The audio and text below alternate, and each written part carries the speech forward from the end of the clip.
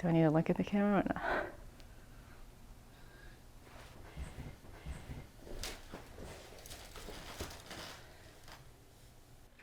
This will be kind of a practice, so Yeah. don't worry about messing up anything. My name is Kira. I'm 21 years old.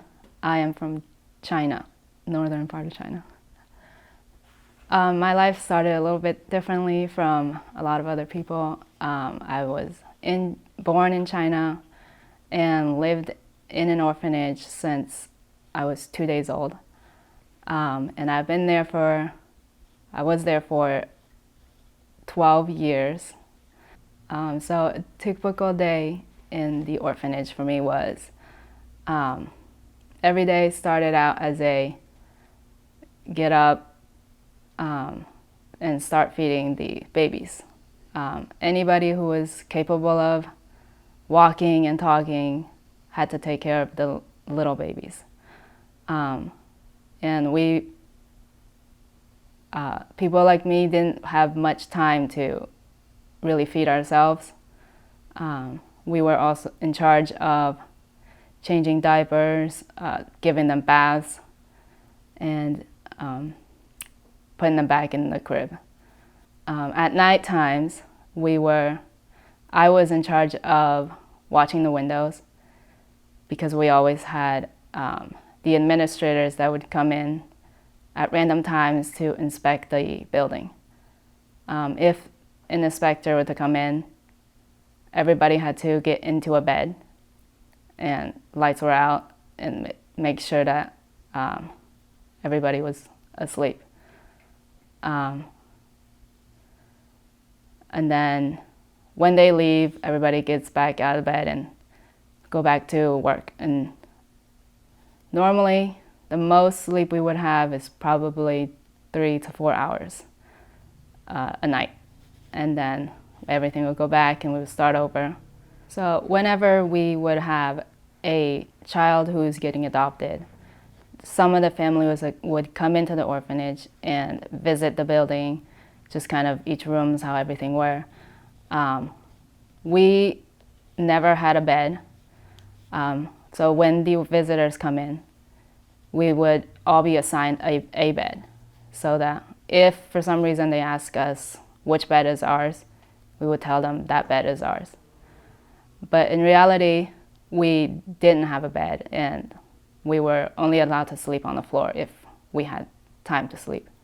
So each time when we had a child getting adopted, we were all told that whoever is adopting us would be the worst person, worst family.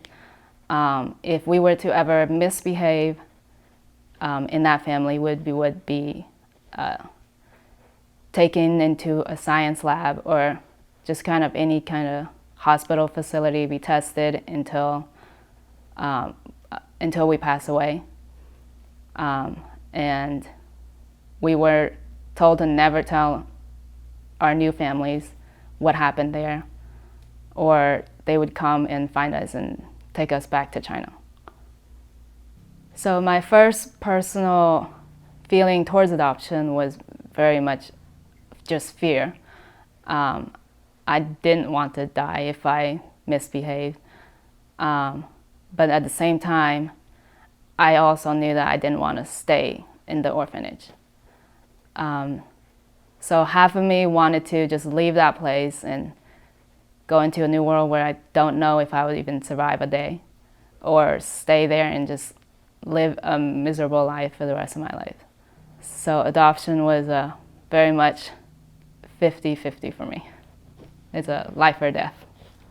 The worst memory I still have to this day is one of the babies I was in charge of. So they had a autistic boy bath this baby, but he didn't know the temperature, how hot or how cold it was. And he turned it all the way up to hot, and the baby did not last through the night. And I had to, the next morning,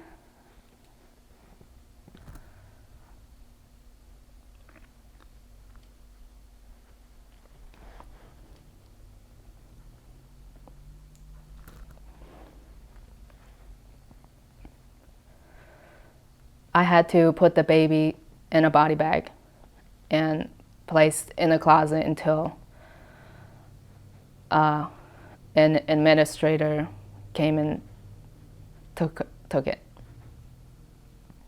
The first time I saw my mom and my sisters, the first thing going through my head was who are the two American-looking people?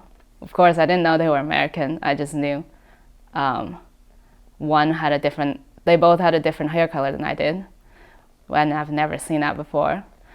And seeing my two youngest sister, who was just like me.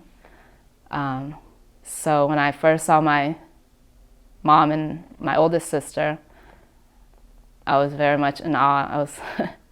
They were very beautiful.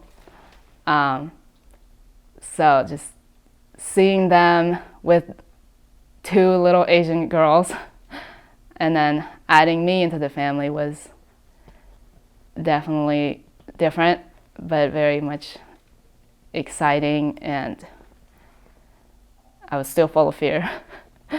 But I was ready to just do something different.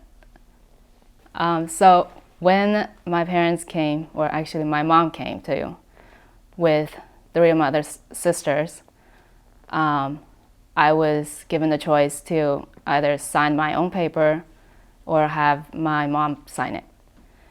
And after meeting them, I was very much determined to sign that paper and get out of there.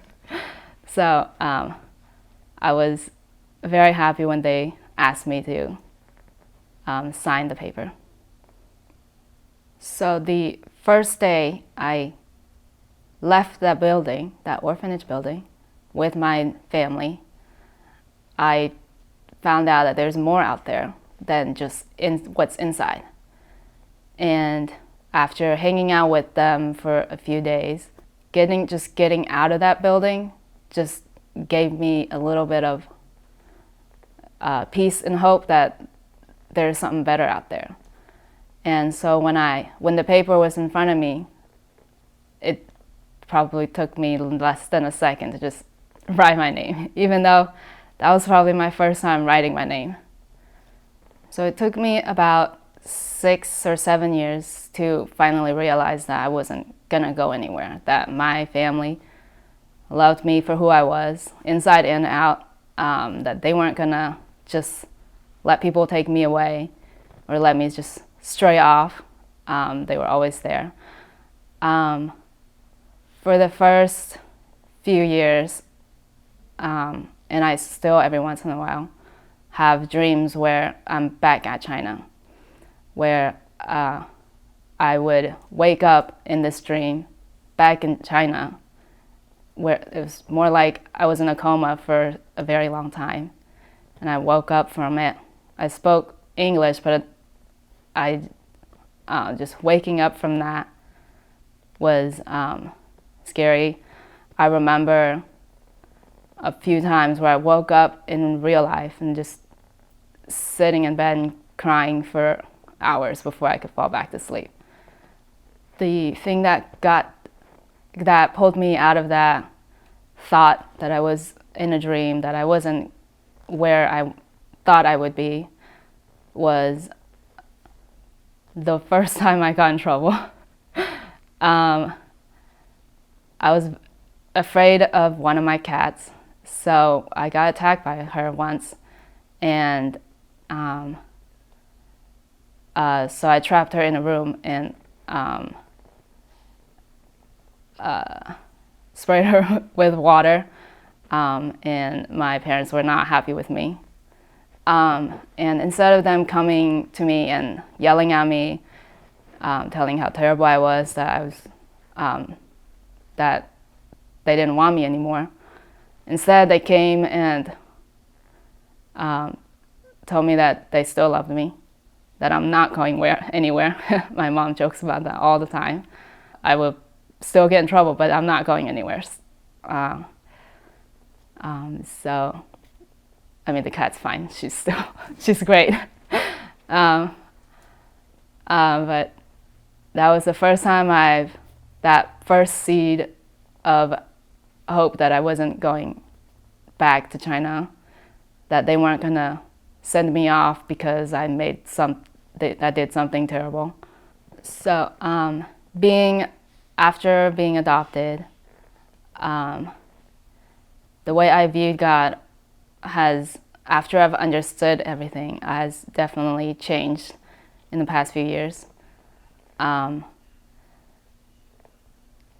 I was in China, I just didn't think there was any hope for me, that there wasn't anybody out there who could come and rescue us.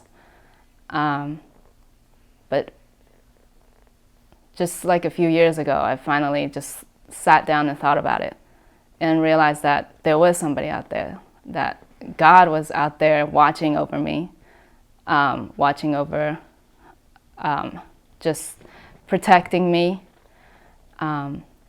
When I was in China, we were not taught that there was a God out there, that there was anything out there that's on your side. So when I came here and realized that there was somebody out there, it has strengthened my faith in God, has taught me that definitely no matter what you're going through, He's still there for you. Knowing that there is a God out there has pulled me through some of the darkest time I've faced. Even there were times where I faced my own fears without other people knowing, but I just always felt that there was someone out there who just could pull me out of it.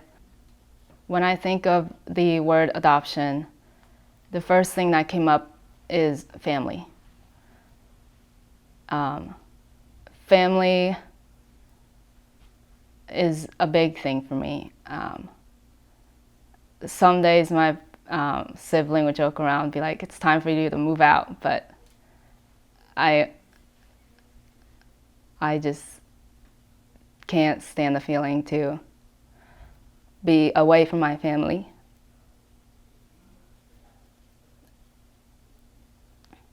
I don't like the feeling of being alone.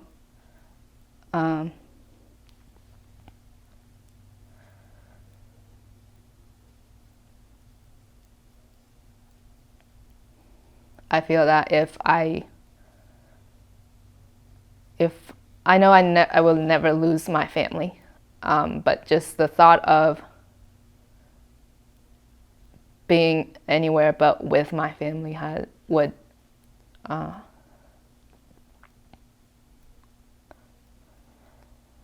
just the thought of being away from my family terrifies me. I've been alone for almost 12 years, and even almost 10 years later, I still feel that loneliness still is playing a big part. It's something I never want to experience again. Moving forward from now, a few of my biggest dreams is visiting Israel and seeing the Northern Lights. Just a few years before, I told myself and I told my family that I was never going back to China, that I didn't want to go there and one day never come back, kind of thing. But after living the life I had, I want to go back one day and visit orphanages and tell those kids that there are hope out there. There is a light outside of this orphanage, that there are people who want you, that people that want to love you. It may seem like this is the end for you, but there is hope out there. It may take some time, but it'll come at some point. And I also, when the time comes, adopt a few kids myself.